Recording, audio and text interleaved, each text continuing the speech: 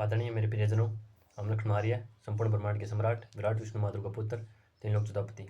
आज आप सभी को माँ जानकी नवमी की जन्मदिन की शुभकामनाएं देते हैं और आज इसी पर आपको दिव्य कथा सुनाते हैं माँ जानकी की।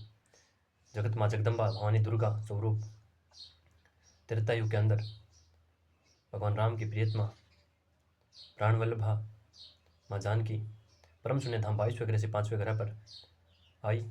उससे पहले माँ जानकी भगवान शिव और माँ पार्वती के रूप में आई। उसके बाद भगवान मनु माँ स्मृति के रूप में, त्रेतायुग के अंदर भगवान राम माँ सीता के रूप में, और चतुर्थ में भगवान कृष्ण और माँ रुक्मिणी के रूप में, पंचम में भगवान बुद्ध माँ यशोधरा के रूप में, उसके बाद भगवान श्री महावीर जी के रूप, और फिर उसके बाद गुरु नानक महाराज उनकी महादेवी के रूप में। इस तरीके से नर और नारी का यह संसार सदा चलता रहा।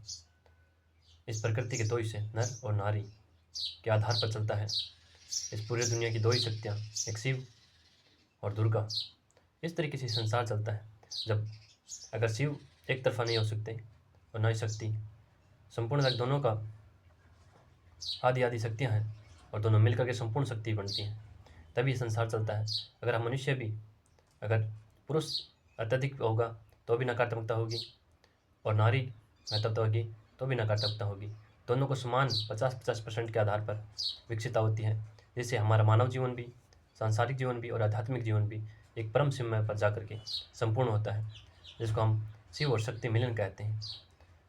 इसी तरीके से संसार को सदा चलाने के लिए परमपिता परमात्मा परम शून्य धाम 22वें ग्रह से 5वें ग्रह पर आते हैं, सदा आए थे और आते रहेंगे। यही माँ जानकी की दिव्य कथा का रहस्य है। और माँ जानकी अर्थात दुर्गा पूजा की योग्य है। काम क्रोध लोभ मोह मद माया के योग्य नहीं है, और उसका पूजा कर उसको सात्विक तरीके से विकसित कर अपने मानव जीवन को विकसित कर सकते हैं। इसलिए माँ बहन बेटी की सुरक्षा मानव जीवन की सर्वप्रथम सुरक्षा होनी चाहिए, और यही मानव जीवन होना चाहिए। हम सभी का यही लक्ष्य होना चाहिए। अगर नकारात्मकता होती है तो उसको समझाएं, दया क्षमा त्याग धैर्य और मानवीय कल्याण के धर्म के अनुसार। लेकिन सदाचार दया दृष्टि ये सब नारी तत्व के अंदर है। तो हमारा एक हिस्सा नर का है तो दूसरा हिस्सा नारी का।